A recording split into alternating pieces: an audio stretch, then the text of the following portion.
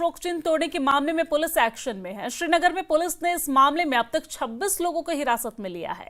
श्रीनगर के हजरतबल दरगाह में भीड़ ने शिलापट पर बने अशोक चिन्ह को तोड़ दिया था।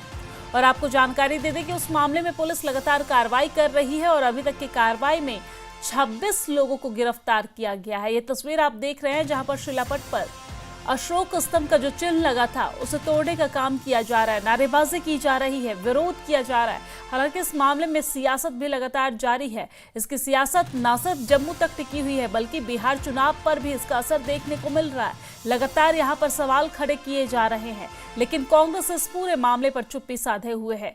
तमाम तरह की बातें निकलकर सामने आ रही है। बहरहाल ये तस्वीर हम आप तक दिखा रहे हैं जहां पर हजरतबल दरगाह में भीड़ ने शिलापट पर बने अशोक चिन्ह को तोड़ दिया, जिस पर पुलिस कार्रवाई करती हुई नजर आ रही है और कार्रवाई करते हुए 26 आरोपी को गिरफ्तार किया गया है। शुक्रवार को हजरतबल में हुए विवाद का एक और वीडियो सोशल मीडिया पर वायरल हो रहा है। आपको बता दें कि इस वीडियो में कुछ महिलाएं दिख रही है जो यहां पर दरगाह में लगे शिलापट पर अशोक चिन्ह को तोड़ती हुई नजर आ रही हैं। आप देख सकते हैं तस्वीरों में।